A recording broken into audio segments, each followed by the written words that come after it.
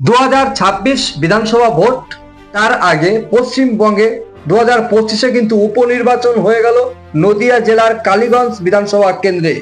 এই কালীগঞ্জ বিধানসভা কেন্দ্রে ফলাফল কি হতে চলেছে তা নিয়ে একটি সমীক্ষা আমরা চালিয়েছিলাম। আজকে সেই সমীক্ষায় তোমাদের মাঝে তুলে ধরবো যে এই সমীক্ষায় কি ফলাফল উঠে এসেছে, কত পার্সেন্ট ভোট পেল এই রাজনৈতিক দলেরা, কারা কারা লড়াই করলো, কোন কোন দল লড়াই করলো এই উপনির্বাচনে। প্রথমে চলে আসছি তৃণমূল কংগ্রেস, বিজেপি, বাম কংগ্রেস জোট ও অন্যান্যরা।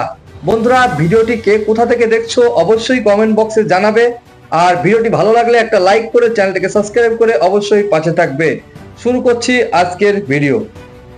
বন্ধুরা, তৃণমূল কংগ্রেস, বিজেপি, বাম কংগ্রেস জোট ও অন্যান্যরা কত পার্সেন্ট ভোট পেল। প্রথমে চলে আসছি তৃণমূল কংগ্রেস। তৃণমূল কংগ্রেস এই কালীগঞ্জ বিধানসভা কেন্দ্র থেকে 57% ভোট পেয়েছে। আমাদের ধারণা অনুযায়ী তৃণমূল কংগ্রেস এখান থেকে 57% ভোট পেয়েছে। বিজেপি পেয়েছে 27% ভোট, বাম কংগ্রেস জোট পেয়েছে 13% ভোট এবং অন্যান্যরা পেয়েছে 3% ভোট। যদি এই ভোটের ফলাফল এইরকমই হতে থাকে, 2026 বিধানসভা ভোটের আগে যদি ফলাফল এরকম হয়, তাহলে বিধানসভা ভোটে কিন্তু 2026-এর আগে কিন্তু যে সব বিরোধী দলরা রয়েছে শাসক দলের কাছে কিন্তু হেরেও যেতে পারে। বন্ধুরা, যদি ফলাফল এমনই হয়, তাহলে আমি আজকে তোমাদের মাঝে আটটি প্রশ্ন তোমাদের মাঝে আজকে আমি তুলে ধরবো। এই 8টি প্রশ্নের উত্তর কিন্তু আপনারা অবশ্যই কমেন্ট বক্সে দিয়ে যাবেন। আমার প্রথম প্রশ্ন, এসএসসি ইস্যুতে রাজ্য সরকারের বিরুদ্ধে জনমত তৈরি করতে কেন ব্যর্থ বিরোধীরা? অবশ্যই প্রশ্নটি আরেকবার বলবো, এসএসসি ইস্যুতে রাজ্য সরকারের বিরুদ্ধে জনমত তৈরি করতে ব্যর্থ কেন বিরোধীরা? অবশ্যই প্রশ্নটির উত্তর যদি আপনাদের জানা থাকে কমেন্ট বক্সে অবশ্যই জানাবেন। আমার দ্বিতীয় প্রশ্ন, অপারেশন সিঁদুর থেকে রাজনৈতিক ফসল কেন তুলতে পারল না বিজেপি? অবশ্যই আরেকবার প্রশ্নটি করব, অপারেশন সিঁদুর থেকে রাজনৈতিক ফসল কেন তুলতে পারল না বিজেপি? এই প্রশ্নের উত্তর যদি আপনাদের জানা থাকে অবশ্যই কমেন্ট বক্সে জানিয়ে যাবেন। আমার 3 নম্বর প্রশ্ন, এত মেরুকরণের চেষ্টার পরেও পরপর নির্বাচনে ঠিক কি কারণে হিন্দু ভোট ধরে রাখতে পারছে না বিজেপি? বন্ধুরা, প্রশ্নটি আরেকবার করব, এত মেরুকরণের চেষ্টার পরেও পরপর নির্বাচনে ঠিক কি কারণে হিন্দু ভোট ধরে রাখতে পারছে না বিজেপি? অবশ্যই প্রশ্নটির উত্তর যদি আপনাদের জানা থাকে কমেন্ট বক্সে অবশ্যই জানাবেন। যদি 2026-এর ফলাফল ঠিক এই উপনির্বাচনের মতনই যদি হয়, তাহলে কিন্তু সমীকরণ অনেকটা পাল্টে যেতে পারে। তাই তোমাদের মাঝে আমি 8টি প্রশ্ন তুলে ধরলাম। এই 8টি প্রশ্নের উত্তর কিন্তু আপনারা কমেন্ট বক্সে অবশ্যই দিয়ে যাবেন।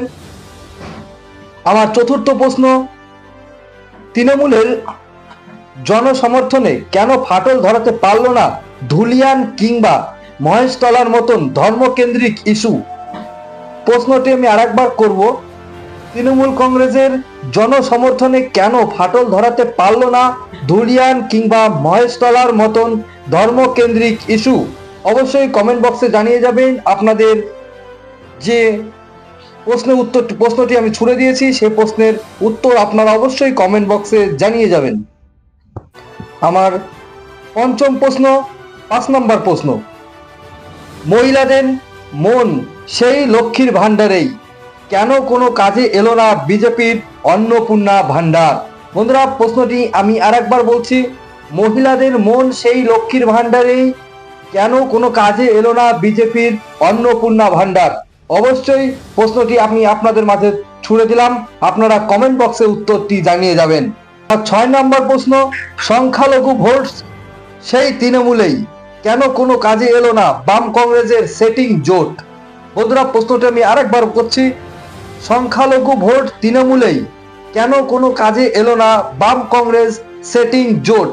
প্রশ্নটি আপনাদের মাঝে আমি তুলে ধরলাম। আজকে কিন্তু কমেন্ট বক্সে অবশ্যই আপনারা যারা আমার ভিডিওটি দেখছো তারা কিন্তু অবশ্যই কমেন্ট বক্সে জানিয়ে যাবে। এই প্রশ্নের উত্তরগুলো কিন্তু আমি আপনাদের মাঝে ছুড়ে দিলাম, অবশ্যই কমেন্ট বক্সে জানিয়ে যাবে। যেসব দর্শক আমার ভিডিওটি দেখো, নিয়মিত দেখো, যারা আমাকে ভালোবাসো, পছন্দ করো, অবশ্যই কমেন্ট বক্সে তারা কিন্তু জানিয়ে যাবে। আমার 7 নম্বর প্রশ্ন, মমতা বিরোধী মুখ হিসেবে কি শুভেন্দু অধিকারীকে বারংবার প্রত্যাখ্যান করছেন সাধারণ মানুষ? বন্ধুরা, প্রশ্নটি আমি আরেকবার তুলে ধরছি আপনাদের মাঝে। মমতা বিরোধী মুখ হিসেবে কি শুভেন্দু অধিকারীকে বারংবার প্রত্যাখ্যান করছেন সাধারণ মানুষ? 2026 বিধানসভা ভোটের আগে উপনির্বাচন হয়ে গেল। এই উপনির্বাচনের ফল কিন্তু এখনো ঘোষণা হয়নি। উপনির্বাচনে তৃণমূল কংগ্রেস 57%, বিজেপি 27%, বাম কংগ্রেস জোট 13% ও অন্যান্যরা 3%। এটি কিন্তু ফলাফল হতে পারে। এই ফলাফলের পরে কিন্তু আমি তোমাদের মাঝে কিন্তু করে প্রশ্ন তুলে ধরছি। এই প্রশ্নের উত্তর আপনারা অবশ্যই কমেন্ট বক্সে জানিয়ে যাবেন। আমার 8 নম্বর প্রশ্ন, 2021 কিংবা 24-এর মতন 2026-এ কি রাজ্যে অটুট থাকবে মমতা ম্যাজিক? প্রশ্নটি আমি আরেকবার তোমাদের মাঝে তুলে ধরছি।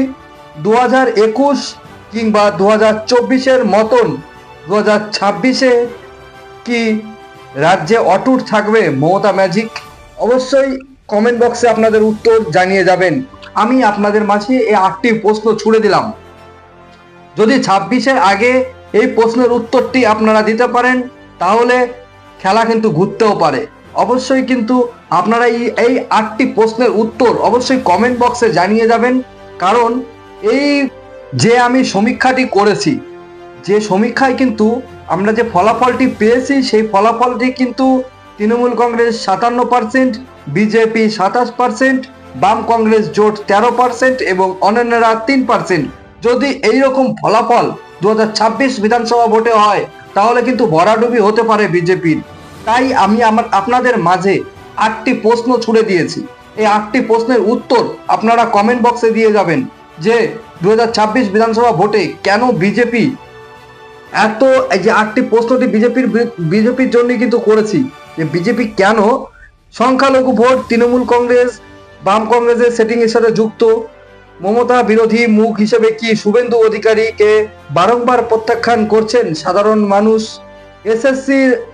এসএসসিতে রাজ্য সরকারের বিরুদ্ধে জনমত তৈরি করতে কেন ব্যর্থ বিরোধীরা, অপারেশন সিঁদুর থেকে রাজনৈতিক ফসল কেন তুলতে পারল না বিজেপি, এত মেরুকরণের পরেও চেষ্টার পরেও পরপর নির্বাচনে কেন হিন্দু ভোট ধরে রাখতে পারছে না বিজেপি, তৃণমূল কংগ্রেসের জনসমর্থনে কেন ফাটল ধরাতে পারল না ধুলিয়ান কিংবা মহেশতলার মতন ধর্ম কেন্দ্রিক ইস্যু, মহিলাদের মন সেই লক্ষ্মীর ভান্ডারেই কেন কোনো কাজে এলো না বিজেপির অন্নপূর্ণা ভান্ডার। এই 8টি প্রশ্ন আমি তোমাদের মাঝে ছুড়ে দিলাম। অবশ্যই কমেন্ট বক্সে তোমাদের রায় জানিয়ে যাবেন, কমেন্ট বক্সে তোমাদের মতামত জানিয়ে যাবেন। 2026 বিধানসভা ভোট কিন্তু সামনে রয়েছে, তার আগে আমাদের পাখির চোখ থাকবে যে সমীকরণে কি বলছে স্টার দিকে। বন্ধুরা, 23 তারিখ কিন্তু ফলাফল বেরোবে, তার আগে কিন্তু আমি যে সমীক্ষাটি চালিয়েছি সেটি কিন্তু অবশ্যই কমেন্ট বক্সে আপনারা জানিয়ে যাবেন। আর যে উপনির্বাচনের ফল ঘোষণা হবে 23 তারিখে, সেদিন তো অবশ্যই ভিডিও আসবে। আপনারা অবশ্যই চ্যানেলটিকে সাবস্ক্রাইব করে অবশ্যই পাশে থাকবেন পরবর্তী ভিডিওটি দেখার জন্য। ধন্যবাদ, অসংখ্য ধন্যবাদ আপনাকে সম্পূর্ণ ভিডিওটি দেখার জন্য।